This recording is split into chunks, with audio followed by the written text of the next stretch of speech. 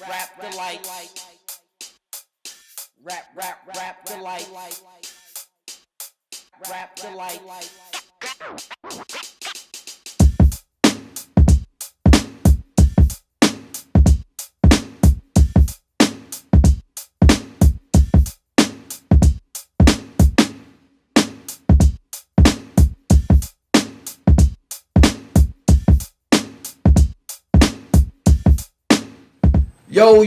Yo, what's going on? Welcome to the Rap Delites podcast. I am Bats. This is Miss Smith. That is Ty Ski. And we are Rap Delites, the Rap Delites crew. We're going to be talking about some dope-ass topics this week. Some stuff you might have heard about. We're going to have some teachable moments here for things people don't know about, but it's always going to be some good fun. You know, I got my hosts over here. Look at them. They're gorgeous over here. Hey, now. We missed Ty Ski last week. Doing? I'm going to say motherfucker a lot on this episode. Uh-oh. We going to see. He got to make up for last week. Too black, too strong, in fact. Yeah, shy rock, nigga. The funky 4 plus 1 more, Funky niggas. 4 plus 1 more. I'm texting you, I'm like, these motherfuckers. Wait, wasn't Shy Rock? Wasn't Shy Rock on Beach Street? They was the funky 4 plus 1. They were on Beach Street. No, what was it? Was it Beach Street? I can't remember. I think it was Beach Street. I can't remember. Well, we know Double Trouble was on Wild Style. On Wild Style, Double Trouble was two members of Funky Four. Lil Rodney C and I forget the other brother's name. They was on a Wild Style segment, you know, the Double Troubles segment. Yeah, absolutely. That was redone by Nas and AZ on that Sprite commercial. Mm-hmm. So Okay. that's, you know. So you was cringing last week. We couldn't I get was that like, one. these niggas, man. But I mean, like, we knew what it was. I was like, it was just I knew it because I said it initially, but I wanted to get actual facts. And I'm sitting there like, Man, that's your fault. You should have been here, huh? Need to beat it. And that's what it's all about. Like I know it is. I mean, I know it's there, but I just need a cosign. Like, okay, this is what it is. Right, you know what I mean? right, right. Whatever the fuck. Let me get actual facts. Let me get actual facts. Let me get actual. Yeah. You should have been here on live. You know what I mean? All right. But that's what we're doing today. Shout out to Tashki. We're going to get into what we're listening to this week. We're going to shoot it over to Tashki since he has a lot to say. What you been listening to this week? What we got into? Nothing? I'm going to throw up a goose egg. Uh-oh. No. It was my first... It was my that I would throw up a goose egg. Mm-hmm. But I ain't been really listening to nothing. Mm-hmm. Like, really. But last week, I did take it back, man. I was just feeling the spirit. It was in me. I went out to eat, and on my way out, I was just, you know what? I feel like that Hard Knock Life. But I was like Friend or Foe with Foxy. That's the track that was in my head. Mm-hmm. That track is bananas. It is bananas. And I was like, well, you don't listen to just one song. Friend or Foe. Is that the name of the No, joint? that was a John. That Friend or Foe was the John he had with Foxy on Hard Knock. What's the name of that track? The joint. See now, we now see here we go. Now you That's just the one check. they had the video for? The one. I don't think they had a video for that. Nah, the joint. There was a joint about Jay was talking about. You know, he was talking about. You know, ain't no nigga. Nah. It was another joint he had with that was Paper Chase. Paper Chase. Okay. Paper Chase. Dun. Right. Yeah. So it's like you don't just listen to one song; you listen to the whole album. You could do that back then. Now Then you gotta pick and choose your favorites.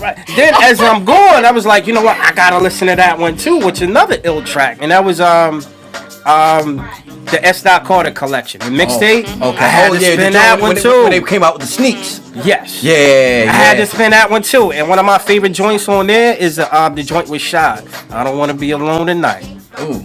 With the Marley Marl remix. Mm-hmm. Ill. So that was just my night. I was just, rocking that. And prior to that, I was just still killing Solange and shit. That shit just had me. Okay.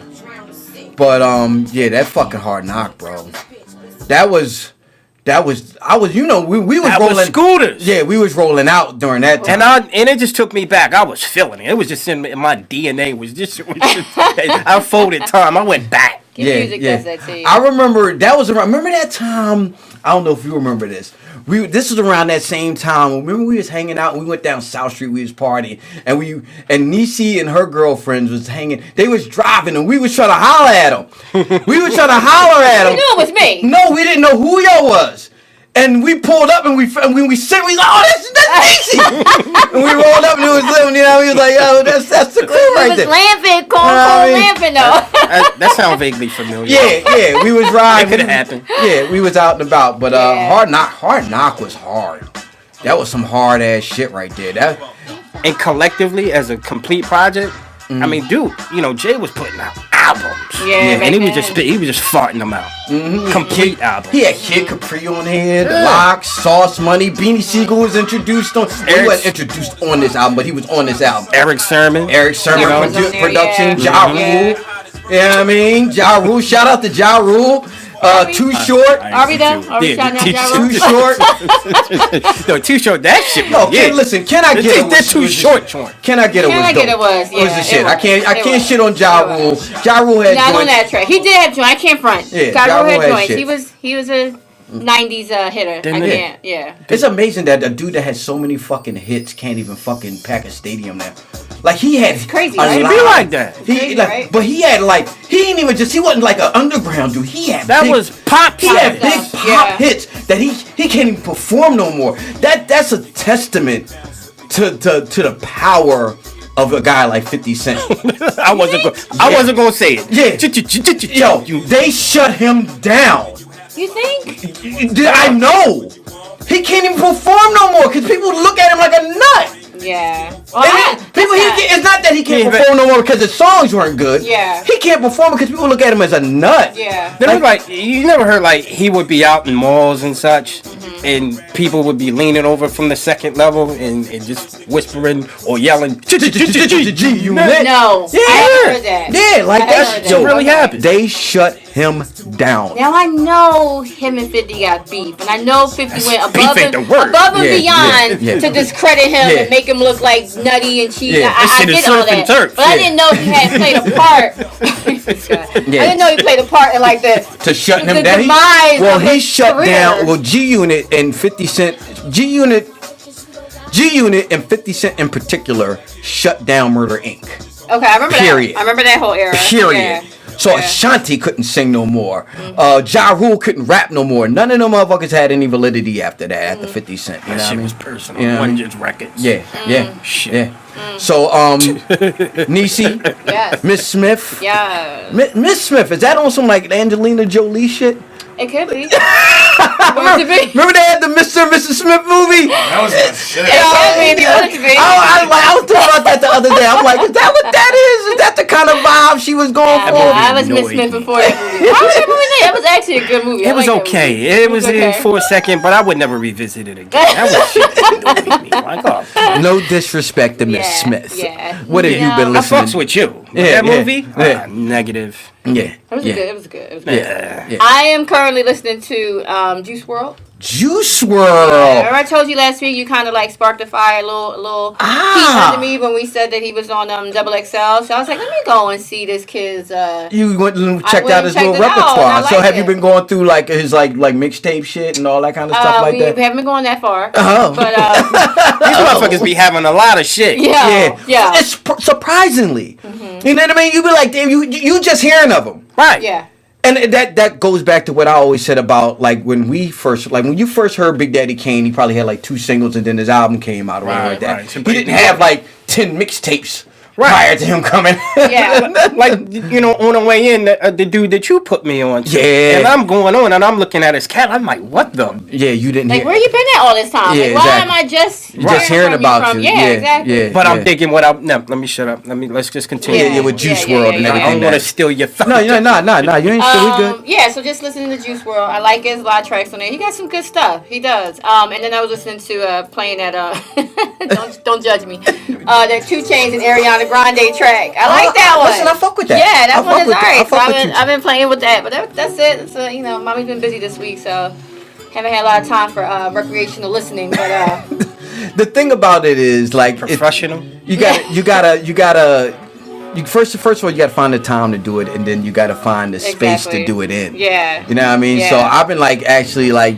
I'm at my job type job, like taking my speaker and just put it in there and just trying to squeeze it in Out, when I can, and I can get it better in a car, as opposed to like putting on earphones and shit like that. You know what I mean? So yeah, I'm the same way, cause like drive. I don't have too much travel time, like to and from, like 9 to 5 and stuff like that. So I can't I got really like 15 minutes. Yeah, really bug it, get into it. So, but yeah, hopefully I can do better next week. But no, Juice WRLD is definitely a good one for me.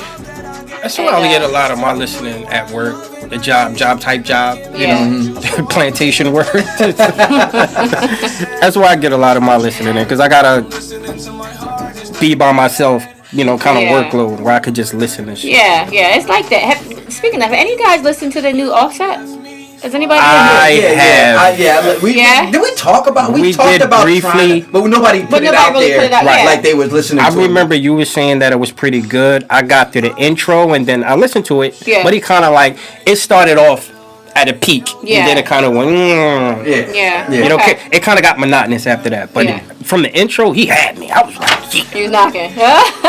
And then I was like, never mind. Because it kind of like, I give it to you.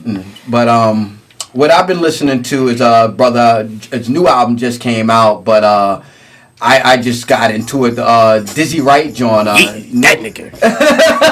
Nobody cares. Work harder. This John. And I was listening to John and just like listening to like first 3 songs and just like on some A&R shit, just like trash. Yeah. You skipping through songs, you listen to it like, all right, trash.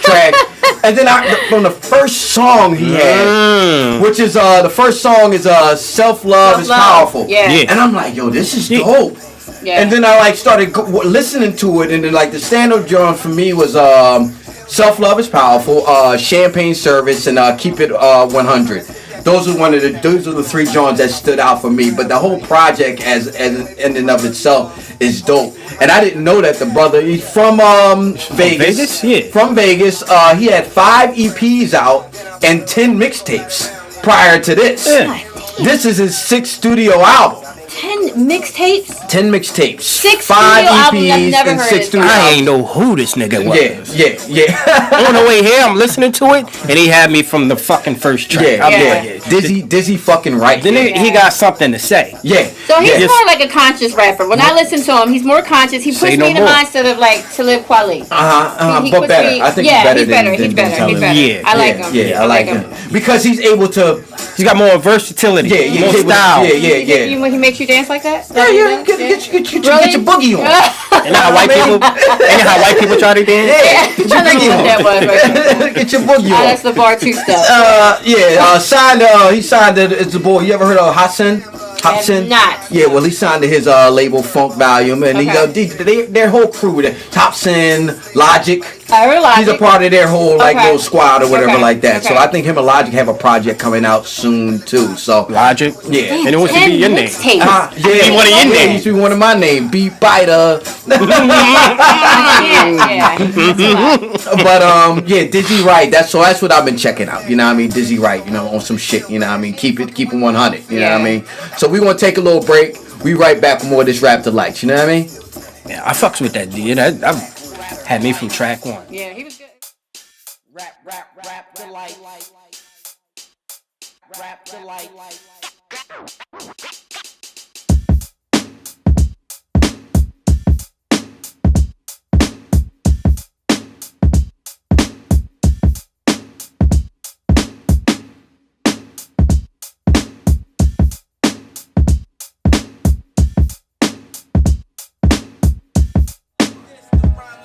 We are back. Rap Delites podcast. I am Bats. This is Toski, and this is Miss Smith, the infamous Miss Smith. I am infamous.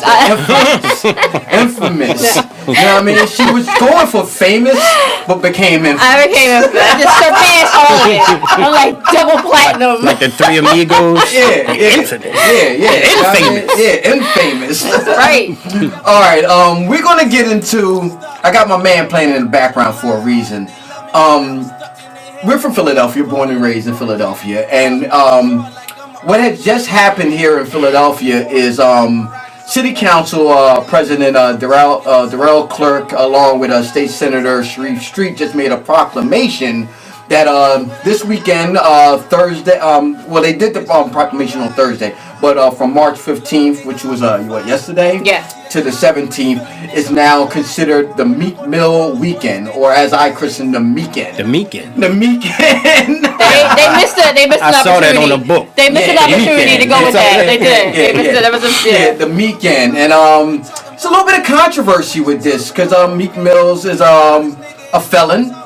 Of course, the white folks don't like it. He's a felon, and he's but what they gave it to him. I mean, he has two big shows playing at the Met this weekend. Tonight's the last one. Yeah, last night and tonight, two big shows playing at the Met. Met just opened. The Met is nice. Yeah, big. I've never been, but I've been past it. Big place that just opened in Philadelphia for concerts and stuff like that. So he's gonna be playing there. Concert hall, yeah. Yeah, but it's a lot of controversy with him and his past, but he's had a lot of positive things going on recently. And he's really outspoken against the criminal justice system and all that kind of stuff like that. But we're gonna get into how do you feel about go here to TSK1 over here. What do you feel about this whole Meek Mill's Weekend type thing? Do you think he deserves it or not, or what my first inclination was like, okay, is this like a preemptive, award or recognition of something that he's getting ready to do? Mm-hmm. So I gotta at first, like, all right, so what did he do? Okay, maybe he's about to do something. Maybe, just in terms of his activism, this would give him a larger platform to really say what he needs to say or do what he really wants to do. You know what I mean? I know soldiers out there that have really been on the front lines of advocating for our people, social injustice, etc. That where their weekends at. Mm-hmm. Yeah, that was my first inclination. But then I came back to the thing like, when is she a time? Is she a time? Mm-hmm. Everything is all on time and in time at all times. When is she a time? And this must be his. That he's got to really, show up and rise to the occasion in regards to this particular honor. I don't know if it's just for this year or if this is going to be an annual thing. Yeah, like a Greek picnic. Right. Yeah, stand up, do something. Right. Yeah. Miss Smith, what do you feel about the Weekend? I feel like, have reparations started already? Is this their gift back to us? We fighting for it. I just want to know. I really don't know how I feel about this weekend. Yeah, same here. I feel like you want to help Meek out. You want to show us like, we are, celebrating. Why is he still on parole? You know what I mean? Why is this man, like, why are we celebrating this man for still being on parole for another however many years he has? Like, you know what I mean? Let's start there. Mm-hmm. Don't start with giving us like a weekend to celebrate this brother. We've already been celebrating this brother within our own communities. We don't need you. And we actually had conversations about that on the show. Exactly. So the dirt bike heads, they're gonna be tearing the streets up. Oh yeah, definitely. They out there now. Give him a reason. Give him a reason. But 12 o'clock boys. I mean, like I said, I don't even see Meek like being over the top hype about this. You know what I mean? It just seems like just something to do, kind of. Like I'm not. Man, I gotta question the local leadership. Like, what is this for? Mm-hmm. Yeah. Like, I mean, I'm pretty. We from the city. Mm-hmm. I got a pretty okay pulse on what's going on locally, politically, etc. But what is the point? Right. You know what I'm saying? So I am above ecstatic at the slight activism approach that Meek has recently taken to wanting to, with regard to prison reform and things of that nature. I'm like above, you know what I mean? I love the man that he is growing into, you know what I mean? Due to his background and things that have occurred, within the justice system. However, we're a long way away from getting shit done and making things happen. You know what I mean? And he will say that. If you've seen numerous interviews, Breakfast Club, wherever he's been at, we're far from that. Wait until maybe like a big accomplishment has actually been set. Preemptive. You know what I mean? Not just Meek getting released from jail. The man shouldn't have been in jail to begin with. You know what I mean? If we're going to celebrate that. Like you said, I don't know the reasoning behind this, and I don't think they did a good job in explaining it. I think it was on some bullshit. White folks definitely don't like it. Oh, they are hype. Have you read the? I read have the you read the comments? Remember I tagged y'all in that Have thing? you read the comments? And my opinion on it is, he has a concert this weekend. They're trying to sell this Met, you know what I mean? And I mean, the Met been playing like I think Bob Dylan or somebody, I don't know who the fuck was playing there. They had a boxing resale tickets they were selling like crazy. so. I mean, this is basically the city has a vested interest in the Met. For tourists and people coming to see it and stuff like that. But you can only get with so many white acts there or whatever the case may be. You know what I mean? There's only but so many. So Meek Mill's is a city boy, Philadelphia, you know what I mean? This is just a promotional tool for tourism and for Philadelphia to get us to go down to the Met. Yeah. Because it's a ploy. Yeah. And I mean, Meek Mills has a platform, and I'm sure he can speak on it or whatever like that, or wherever he wants to speak on. Yeah. But you know, you've been in the hospitality business, you've been in the city, you understand that with these politicians and celebrities, one hand washes the other.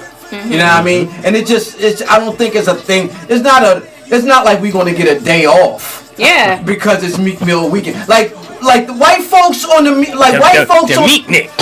white folks on social media was acting like it was Martin Luther, like he was giving them Martin Luther King Day. Well, I just want to read a couple of the comments. Actually, I mean, this is from black and whites alike. Let me get my shit together over here. I just want to read a couple of the comments with regard to the weekend. Okay? All right, here we go. One, I got a clap and I got the one.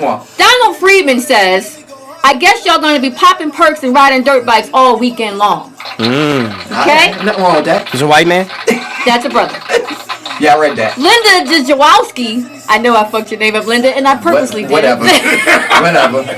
Say Malik. Say Malik. In my eyes, it's St. Patrick's weekend, not Meek Mill's. I'm with you, Linda. So, you know, maybe I'll try to learn your last name. Let's see.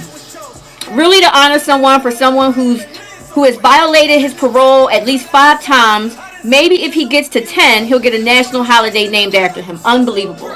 I mean, you racists really came out for these posts. Yeah, it was like some bullshit. Yeah, you really did. Like, and I actually wrote on there a comment, and I'm like, listen, it's whatever. Yeah. I mean, they gonna give them weekend. It's not like I said. It's not like they taking kids out of school for it. You know what I mean? It's not like it's just a little, it's just like when they name streets after motherfuckers or give somebody a key to the city or some shit like that. They're selling rights to streets. Yeah. I guess Nick Foles Day didn't get enough votes. Let me guess, the Democrats. Oh my God! I'm on some shit like, so what? Yeah. It's not like that. Like I said, if they were pulling kids out of school for it, yeah, or if they were giving us a day off for it or something like that, it's just something. I mean, it's a brother that's trying to do something, and it's not like he's the very first criminal to have a day or something like a holiday or something named after him. Right. What was the first? Was it Columbus? Columbus wasn't even a first. Columbus Day. Any president. Any president. Exactly. You know what I mean? The president is in office now. Yeah. Is a criminal. Yeah. And I don't see y'all out there, I mean, crying and bitching and moaning all the time out there about it. So it's not like they got President's Day, he got a little weekend. It's not like they taking kids. Yeah. Let it have it. It's just something fun for him and his and that's like I said, it's really just to sell tickets for the concert. It is what it is. Nobody's like tripping off of it, and except for you guys. Exactly, except for them. Yeah, I don't care enough to be pumping my fists in protest. I think they think that we're like in the streets, like really celebrating it. It's like we're having a mummers parade for me. Like they don't do like you ever see the mummers parade bullshit that goes on in there? Like, have you ever seen that shit? You know what I mean? When they fucking dressed in blackface. Oh yeah, and pissing on each other and pissing in the street. You ever smell Philadelphia after a mummer parade? You know what I mean? Yeah. Like, fuck out of here. You know what I mean? It's not like that. I mean, motherfuckers might be out there on dirt bikes. So what? Yeah. Know what I mean? So what? Know what I mean? Let them have their fun. You know what I mean? And that's what it is. We've been rapping with Meek before his weekend, before the weekend, before the holiday. You know what I mean? Like, it is what it is. It's little shit like this that really show and prove, you know, how white folks really feel about you. Oh yeah. Oh yeah. We already know that. Listen, but when they can hide They take behind a shit, when right. they can hide behind a keyboard. Oh, yeah. And you can't get to them in Wisconsin. Yeah. You know what I mean? Mm-hmm. Like the same motherfucker that talk that shit from their keyboard in Wisconsin, if they were standing right next to you, they wouldn't ever say that Would shit to never. you. They'd be clutching their Would never. purse. They'd be Would clutching their never. purse. You know what I mean? And they be agreeing with you. Oh, yeah, or agreeing with you or running across the street from you. So, like, don't give me that shit from across your keyboard, bro. Yeah. Because you in Colorado or whatever the fuck. Those you are at, my favorite you know what I kind. mean? The anonymous keyboard. Yeah, keyboard racists. gangsters Yeah, and that's all what that they kind are. of stuff like that. Like, They come are. here in West Philly or go down there to the Met tonight. They would never. Go down. Go down to the Met tonight and talk that shit down there. In All North right, all Philly. right. No, we're That's not still North starting any Philly. race wars because that would be exactly what would Still North happen. Philly. Should y'all come down to Met Absolutely. tonight? I'm telling you right now. Absolutely. The remains of Richard Allen are still there. Absolutely. We're going to be right back with more of this Rap Delites. Rap Delites. Rap Delites.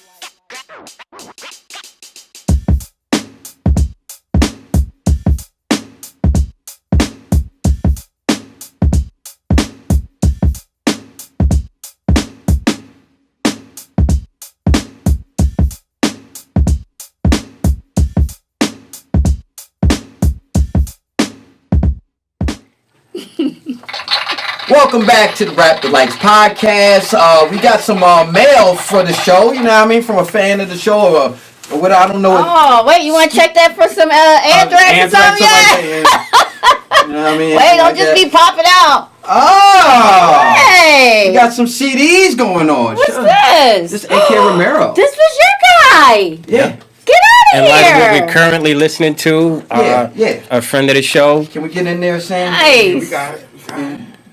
Thanks sent a lot. in gifts. That is hot. you got I'm going gifts to right bang here. this. You know what Oh, I that's mean? nice. We got some gifts right here. Shout Look out to at AK that. Romero. We got some gifts. Look at that. We, So now we you got official. Yo. We official now. Mama, I Indeed. made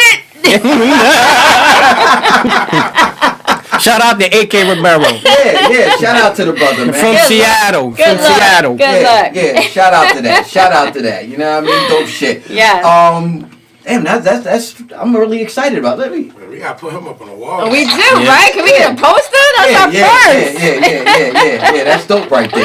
Shout out That's to AK hot, Romero. We're gonna get into the artist of the week. Toski, this artist of the week was brought to us by our brother Toski. You wanna get in? What's his name? Dundee White. Dundee White. Real name was would you put his real name out? Well, you know, I mean, Yeah. Donald Joseph White, graffiti artist, born in '61.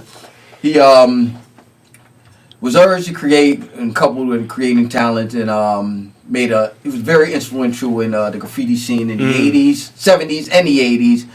Started with subway graffiti and painting trains, subway walls.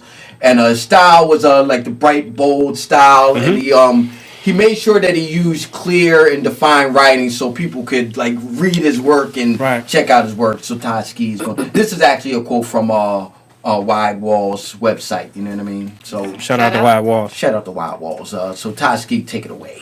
Well, yeah, I wanted to, just in terms of to bring a little light back to culture. You know what I'm saying? Because when we talk culture, we forget the other elements of this culture called hip hop. We only focus on the most commercially successful or exploited aspect, Which is the actual MC and rhyme like Right. that. So there's many other what I like to call pillars. Indeed. Of hip hop, which is like if you watch the opening, you have the graffiti, you have rap, you have breaking, you have DJing. You know what I mean? And all of those are portions that add into to the whole. You know what I mean? But continue. And I just culture is I often question, say why does when we talk about culture, we always talk about the recording industry. Does this culture not exist in any other form or any other facet of society or in life? Which brings light back to another aspect or another pillar of this culture being graffiti art. And I wanted to many writers or many historical writers from New York and up and down the East Coast would credit, Dundee as being a peer or contemporary of Basquiat. Absolutely. That they, yes, Basquiat. indeed, they were. It's pictures of Dundee with Blondie in the Manhattan scene. Yeah. They So they were all hanging out. there. Hanging. They were fucking there, man. Right, they were there. Studio 54. Studio 54, You know? hanging out, partying. So Dundee was a Subway artist, and I think one of his whole cars donned the cover of the classic book Subway Art. And there's footage of him actually, working, spread from car to car. Yeah, I saw that and picture. actually putting up a piece. And That's dope. yeah, and one of his crews that he started was the CIA. CIA was a crazy inside artist, and I figured, there's many artists that came through and affiliates that came through that crew. Fab Five Freddy was, of course, being instrumental in that scene and helping to bring the Manhattan scene to the graffiti writers and the graffiti writers to the Manhattan scene. So this Shout out to Fab Five Freddy. Indeed, no question. So it's just another aspect. I want people to just like really think and ask themselves culture. Yeah. And Well, what is it? A lot of people. I was about to say kids, but it ain't just kids. A lot of people that listen to rap on a daily basis. You can't not listen to rap in this day and age. You know what I mean? It's come. We grew up in the time when you turn on the radio, and I remember radio stations priding themselves on not playing. Right. You know what I mean? Sticking their chests out. No rap work days. We don't play that. Yeah. Shoving rap after a And certain hour. these were actual African American radio stations. Your radio These stations. were like and not they pop radio they stations. Didn't. So we came up in a time where you didn't hear, where rap wasn't coming out the walls. Yeah. So, you know what I mean? What I'm saying is a lot of adults that don't understand that graffiti and breaking and all of that were a part of the whole. They were all a part of the same scene. Yeah. You know what I mean? And then all of that went into fashion. When graffiti, fashion, breaking, when you was breaking, you was getting certain outfits. Yeah, you were getting certain outfits. You know what I mean? Right. Like the sweatsuits that motherfuckers was wearing and shit like that. That shit was. I used to try to break dance. I wasn't good at it. I wasn't great at it or like that. But if you can, like those, You don't say. the nylon, nylon, from the material. they were easier To spin spin on on. that cardboard. You know what I mean? Yeah. Motherfuckers don't get. They just think, you just throw an Adidas sweatsuit on. It was more than that. Right. It was more than that. Yeah, You know what I mean? Which goes into one of my favorite quotes of a notable b-boy from one of the most legendary crews in hip-hop history, Pee Wee Dance from the legendary Rocksteady crew. My favorite Rocksteady. quote is, hip-hop is a black and Latin manifestation of an oppressed people. And if you study this word and you study this quote, this is true. Manifestation of an oppressed people. And everything that was within this practice of hip-hop is just things that we talked about in previous shows. Things that, one would bring to the table, and it would basically just spawn something new.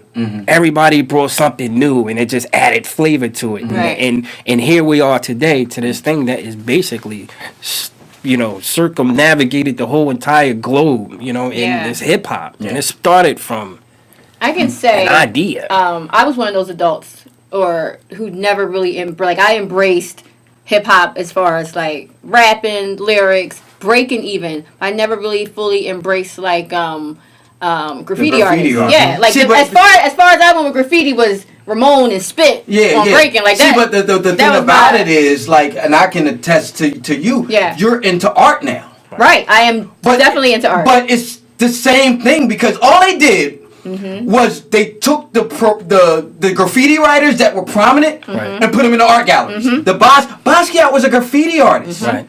He was you tagging. can tell. You can. He was tagging in the streets. Yeah. And all it was just white folks. Oh, look at this. This is cutting edge. It was new. It was And fresh to And them. they took it and put it in the art galleries. Yeah. And those prominent. I remember watching and not to get away from the subject, but it's still on the subject of Yeah, it is. I remember watching.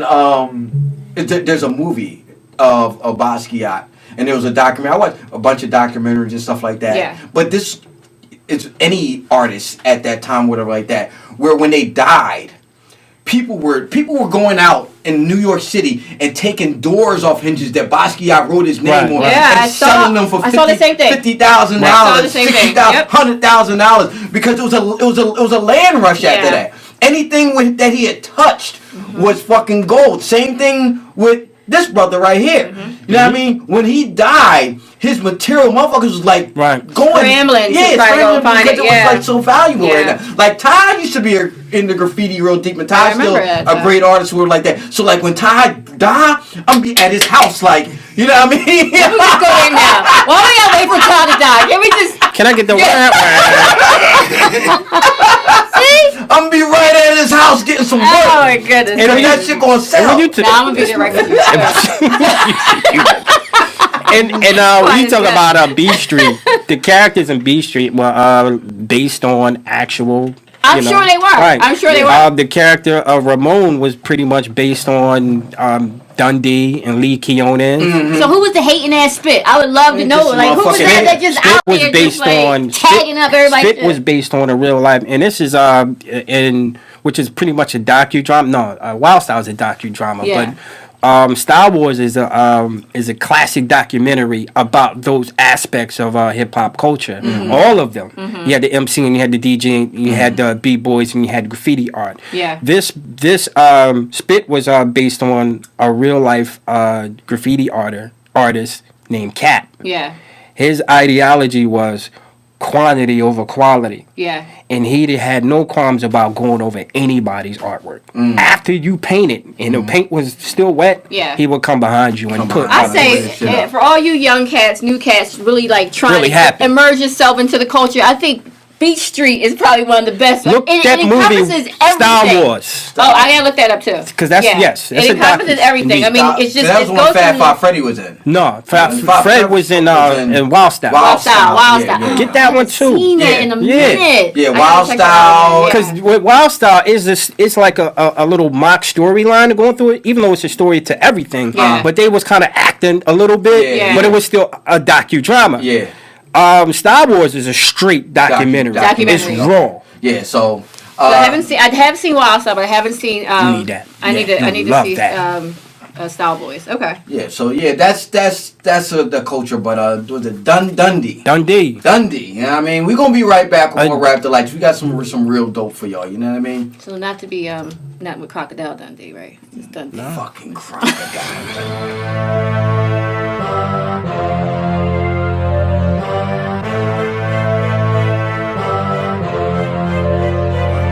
I'm Bats.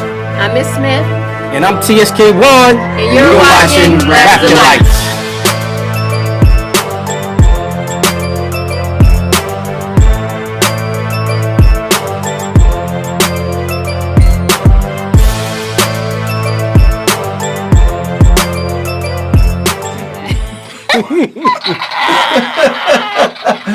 Welcome back to the Rap Delites podcast.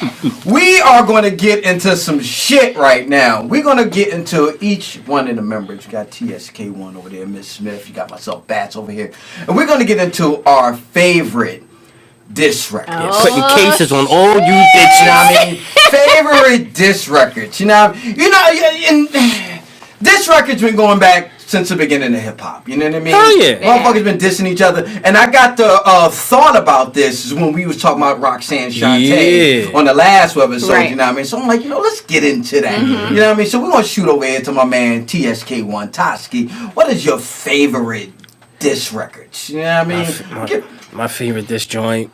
My favorite diss joint. I mean, is MC Light, 10% diss. Oh yeah, that was that one. Light. That was when she dissed Antoinette. That's when she dissed Antoinette. She was coming at Antoinette. Yeah. And I fucked with Antoinette. I fucked with Antoinette too. Who's the boss? I got an attitude. I did too. And then I used to like, who's the boss? Yeah, she.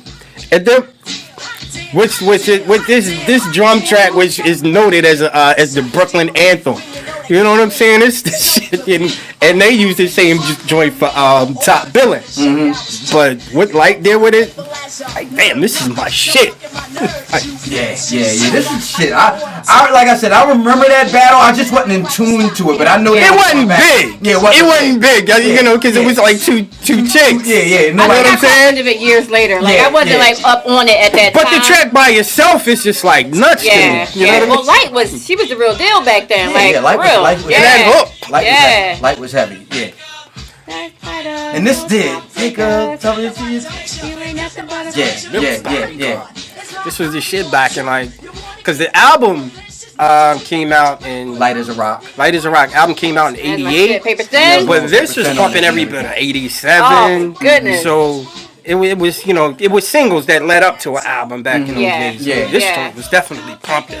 Yeah. But I remember that. my ultimate joint, which was like, it's still another track that's still bananas to this day. What's that? Motherfucking The Bridge Is Over. KRS-One. KRS-One. Not KRS-One. BDP. Boogie Down Production. Boogie Down Production. This track right here, at the time in the 80s, this was like, what the fuck? And this was Everything on the was just right. The beat, everything was right. And this was on the heels of the BDP Juice Crew beat. This shut it down. And this was shut it down because they came out with South Bronx first. South Bronx. It was The Bridge. There was Bridge. Well, Queensbridge. Well, that wasn't a diss No, record. but they came out just to give a setup to it. Just to give a setup to it. They came out with The Bridge, Queensbridge, the Bridge. And that was MC Shane. And that was MC Shane, and then KRS-One followed up with BDP. BDP. BDP not KRS-One. followed up with BDP followed up with South Bronx. South Bronx. And then Shane came out with Kill That Noise. You know what I mean? Then BDP came out with this shit right here. And back in those days, this was like a week-to-week thing, because you can go right to the studio and press up that one copy and be out. And go right to the radio station, which they knew all the jocks that was, you had Red Alert and you had Mr. Magic. Yeah, and these joints they had their own radio right shows, you know what I mean? Right, That's all people was listening to. So that was the shit. If you guys ever want to know the origins of black on black crime, Yo. started with this track. Yo, the thing about started with this track. motherfucking The Bridge Is Over. This was like, what the fuck is that? This is like some voodoo shit.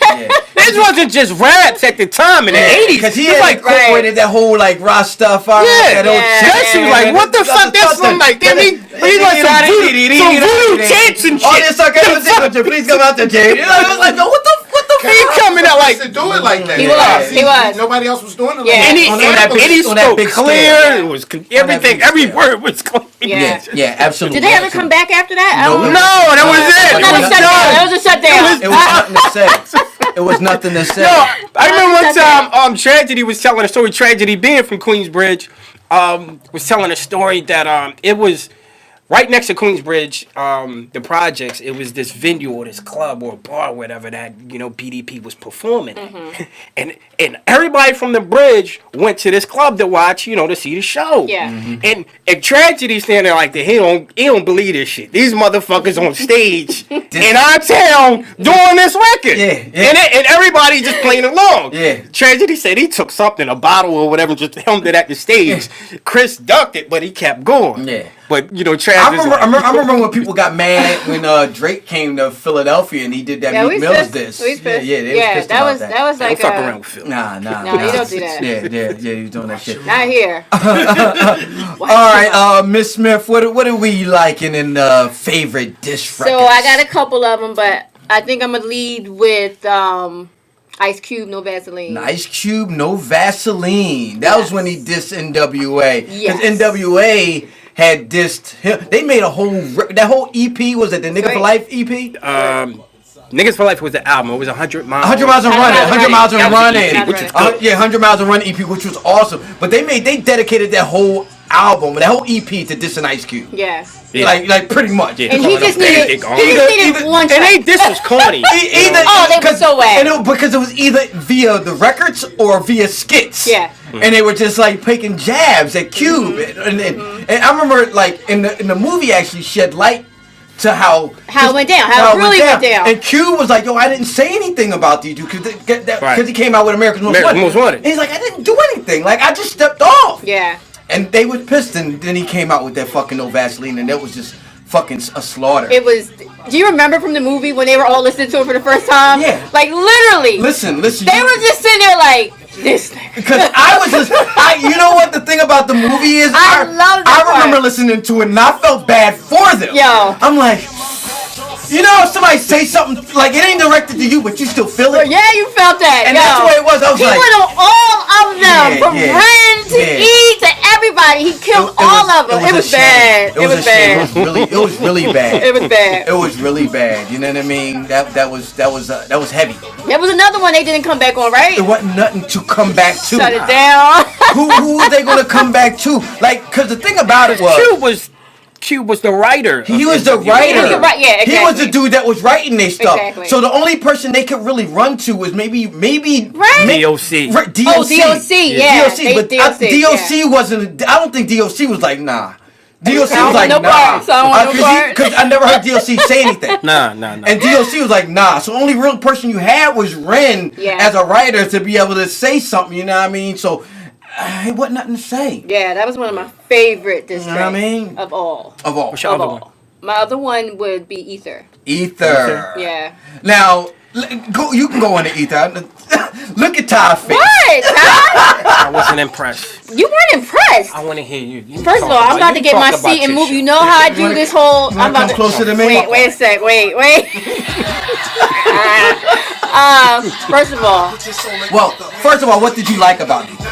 Yeah, you. What did I like about what? Especially because I know you're a big J fan. Right. You know I am a huge Jay fan. Yeah. I just appreciated, first of all, that somebody stood up to Jay, because a lot of cats back then weren't doing that. Mm-hmm. And not on that level. Not on that level. And I feel like Nas just killed it. Like, I feel like he did a great job with this. Like, I feel like you cannot listen to this and be like, yo, you are really what is it about this track you don't like? It was like somebody say something real raw to you, and the only comeback you got is to say, your mom. Yeah. That's what Ether was to me. Where Jay was just like real, like surgical and calculating with what he said, and got two crews off in one shot. Yeah. And got more done in one verse. Where Nas is just, he dedicated a whole song to one dude, and it still just, it didn't come off. He was like looking for shit to say. I don't agree. He was looking for shit to be scathing, but with it seemed to me, Jay was more scathing in that one verse than this whole song to me. Go ahead. Well, I'm a big Jay fan. Personally, I think Takeover was a better song, but Ether won Nas the battle, and the reason why I won Nas the battle because Jay didn't come back with his own The Bridge Is Over to put him to sleep. He came out with Super Ugly, and Super Ugly wasn't as cutting as Takeover was like that. I enjoyed Ether. I feel what Ty was saying, you know what I mean? I can kind of co-sign what you're saying, but at the same time, I do feel like lyrically he had a lot to say. He did say a lot. He presented a lot. I think people gave it. I mean, I think Nas won because nobody was expecting Nas to come back like that. Exactly. Nobody was expecting. Everybody, that wasn't no like lyrical shit. Right. He was just like, you look at you ugly, you got big lips. Judas. I was like, yeah. And that shit was like, to me, it was like Nas didn't like, people were expecting Nas to take the high lyrical road, and Nas kind of like. In hindsight, I started with that, so maybe that is what I kind of like made me kind of love this track, because he came, like I said, a lot of people weren't coming for Jay at that time. On his level. Plus, Nas was like considered, and still considered a better lyricist than Jay-Z. Yeah. And for Nas to basically, like on some car wash shit with what was Richard Pryor? What was his cat? Daddy Rich. Come on down, Daddy Rich. So he stepped on down. Y'all are so old. Go ahead. Like Nas came on down and came off of his throne right. as a lyricist. Right. And a respected lyrical dude and got down in the mud with Jay-Z. Mm-hmm. I salute him for that. Okay. You know what I mean? He didn't have to do that. He could have just said, man, and fuck it, and just let it ride. Nas got down there in the dirt with him and proved himself like I can get just as dirty as whatever like that. And it didn't want him to battle. Another thing to me, and Takeover, he didn't say Nas' name. Yeah, he didn't say Nas' name. He didn't have to but say you Nas' that's name. the Because point. he That's knew the he point. didn't have to That's say the Nas' point. name. That's the point. Yeah, That's the point. He kind of, He didn't have to say Nas. That's the you point. know who the fuck he was talking about. Right, that's the point. That's It's the like point. I'm not even going to Acknowledge glorify you. you by acknowledging you by your name. Yeah. You know I'm coming at you, and everybody know The I'm funny coming thing at is, he you. said Mobb Deep, but he didn't say Nas. Yeah. You know what I mean? Oh, he actually did say Nas' name. He said, ask Nas, he don't want it with Hove. And then he went into the lyrics, you know what I mean? Where like, but, yeah. there I you feel go. what you're saying. Yeah. See, he said it. Rap- Ask Nas, he don't. Now, Rap you giving me one of these? Like, yeah, we, nigga. beef. we're going to get into my two favorite. My favorite. I'm about to do a diss record, diss a niece. Just a Come with it. Smith, you know what I mean? My favorite is LL Cool J to the Break of Dawn. Yeah. And the reason being is, I think I forgot all about that. the reason being is, Shit. a lot of people didn't Nigga. get this because it was, first of all, it was hitting on the House Party soundtrack. Yeah. Yeah. So he just like put it in there, and it was on Mama Said Knock You Out, but Mama Said Knock You Out came out later. But and the fact that he was the people he dissed, in my opinion, They had already faded. this was like LL pissing on Yeah. Pissing on your grave. Mo D, Ice-T, and MC Hammer's grave. He basically took these 3 months because they all had beef. Yeah. Because remember because Hammer had legitimate beef with New York, and then he like said Dougie Fresh to LL or DJ Ron, and he kind of dissed him. Kinda, I think that's you take a shot. He took a shot. Because even back in those days, you had to take a shot just to say. And the thing was just to say, I can get on this platform with y'all. Yeah. This is the birthplace of this thing. I can get on this platform. But at the same time, I can't take Hammer's back because what he did with Search for that shit. You know what I mean? So it is what it is. So LL came at they neck. He took 3 MCs, gave them each verses, just like Jay with the takeover, gave those niggas and basically crucified each and every one of them. And I love Ice-T. I fuck with Mo D. I love Mo D, and I respect Hammer. But he surgically removed their balls on this fucking song to the break of dawn. It was a fucking slaughter, How about and it that? was a testament to LL Cool J's greatness. Emphasis on the word surgical. Yeah. Good People choice, good word choice. people disrespect LL Cool J licking his lips. He into the LL was a fucking beast. He was Such a beast that by the time you realize he was a beast, he was so fucking high on the hog. Yeah. People you couldn't even touch him. Like by the time you realize who LL was, by the time all of us as kids, we realized who LL was, he was already astronomical. He was already above the G-Raps and the Big Daddy Kanes and his peers, people that were his peers. He was already a platinum selling artist and a superstar. Sure. Yeah. In his own right. He was a hip hop superstar. When everybody was just bringing out their album. He was doing it before it became pop. Yeah, exactly. He was doing Champagne and all of that stuff before Jay-Z before, and the Andre Harrells and stuff. Because he was hanging out with the Andre Harrells and the Russell Simmons, who were already millionaires. And he was hanging with millionaires. Drug kingpin. And all that kind of stuff. Yeah. So he was already on that level. So by the time, but LL surgically moved their balls into the break of dawn. And it was a fucking fest for And me to another listen to, thing, you know what I which mean? is a tip of the hat to L, because he could be ladies love Cool J and but he rhyme about it, but still surgically be remove your so fucking precise. balls. Yeah. Take your motherfuckers out. Jab, setting you up for the knockout punch. And not only that, he could beat you the fuck up. Literally. Yeah, he was. Literally, like he wasn't even like it wasn't even like you. Oh, all right, you dissed me. I'm gonna catch you on the streets and beat you up. He will knock you the fuck out. That's one thing. Even though he was like putting out tracks, like a lot of like women loved him type tracks, Yeah, he was was still really very beating motherfuckers masculine. up. He was still very like and not within only his he right. would beat you the fuck up. It wasn't even like he would just like some dudes got muscles and they can't fight. It's known that LL could fight. Right. So it wasn't even that. All that gunplay with her didn't. LL was knocking niggas Because out. I know of 2 incidences on the movie with Jamie Foxx. Any Given Sunday. Any Given Sunday. He beat up Jamie Foxx and Jamie Foxx bodyguard. Right. And Everybody somebody was telling a story. He said, the dude was in midair. LL sidestepped him. Yeah. I forget who was telling Wait, that are these story. true stories? These Yes, are they're like, true. Yeah. oh, these are like on set, like movie. Yeah. Oh, I didn't know that. Then I did hear about the house break-in. Yeah, and they beat them dudes up. Yeah. They broke into his house. Then there was another incident. That There's plenty Damn, of he them. just went out here There's fighting, plenty of just them. like throwing bows, like. that Well, dude he was is like a defending beast. You himself. know what I mean? He was a beast. When he came out with Mama Said Knock You Out, which this song is on that album. Yeah. When he was that video when he was boxing, Yeah. that shit was real.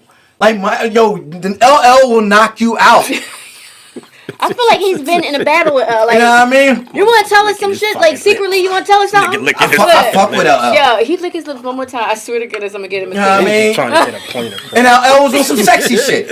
And to piggyback on LL and diss records and on some sexy shit and was on some shit, my second one is Tupac's Hit 'Em Up. Yes, that's the Now the thing about right the thing about this song is I didn't fuck with it when it came out because I didn't fuck with Tupac. Because when this album came out and when this came out, I chose a side already. I'm over here on the East Coast. Oh, I chose a side. I chose a side. Oh, but this It was right Biggie, here, Biggie all yeah, day. I chose the side. chose It was the side. Biggie, the East Coast all day. I didn't fuck with Pac on that tip.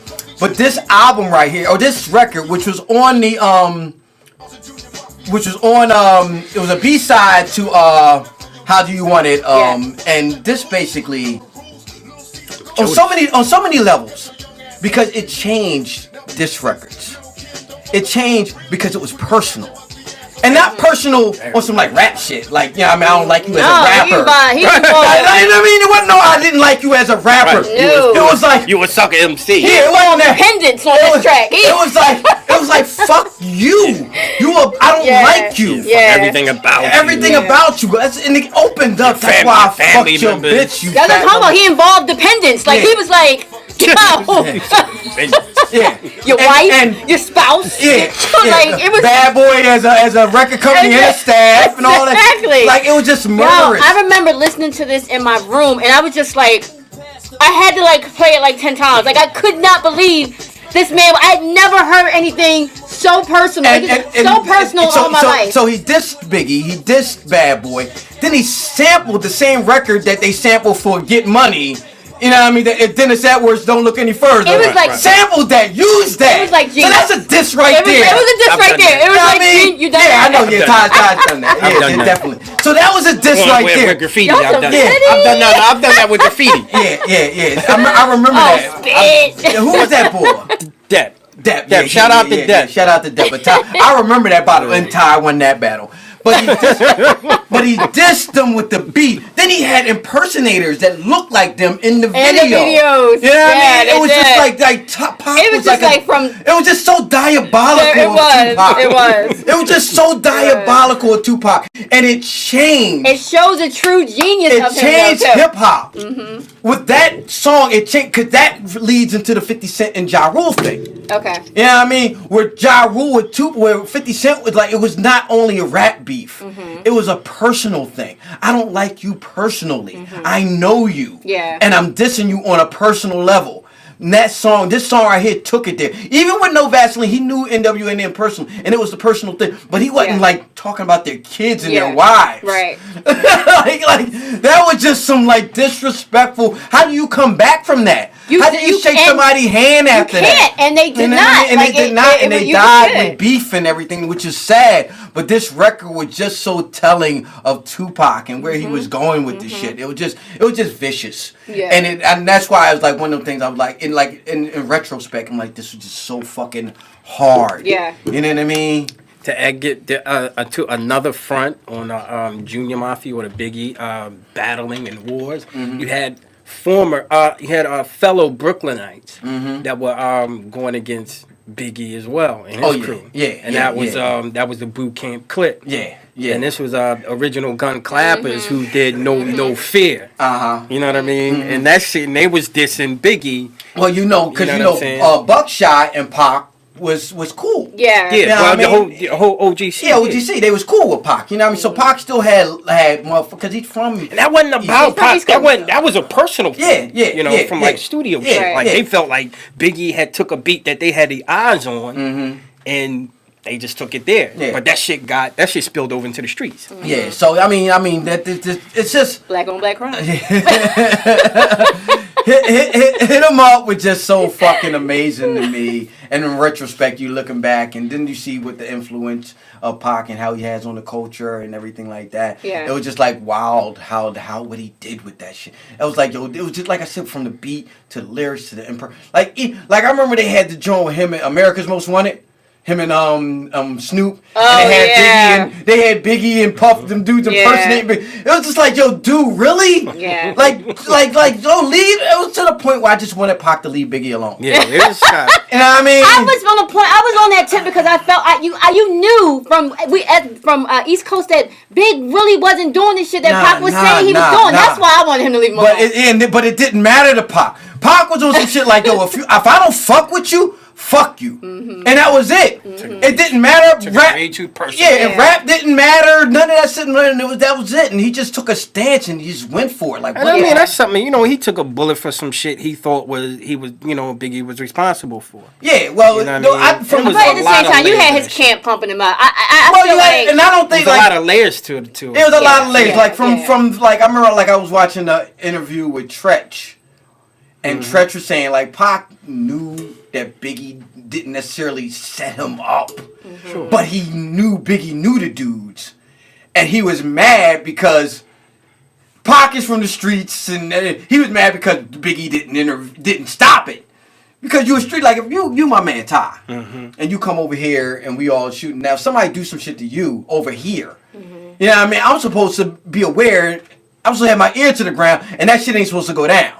So he's like mad at Biggie because Biggie didn't stop it. But wasn't that supposed to have been the bull? What's the bull? It starts with a V. I can't. Virgil. Somebody. The bull that Pac was messing with, and Big kind of put him on like, yo, like they not good dudes. Oh, that was supposed to have been. Jimmy Hendrix. No. The one that was I can't think. The Haitian Jack. That's him. Yeah, something like that. It was just some old. Some old New York street shit that spilt over in the rap. It's old New. And Pac was running with a lot of them Queens dudes. It's just a whole lot of shit that spilled over into rap that shouldn't spilled over into rap. But it just took rap into a personal space, and it's still in there now. That's why you see a lot of these young boys. They're trying to emulate Pac and try to do what he did. They think that's what you're supposed to do. So now rap beef ain't just records no more. You know what I mean? You run into a motherfucker and it's some real dumb shit. Yeah. Stop that. Black on black crime. That shit ain't hip hop, yo. Nah, it's not. It's not a part of the tenets, and it's not about, what hip hop is about. I mean, shit happens in the street, believe that there. You know what I mean? So that's the end of Rap Delites. Great way to end. We're going to get into some more stuff next week. We check y'all next go around. TSK1, Miss Smith, I am Bats. We'll catch y'all next time. All right? Rap Delites. Rap Delites.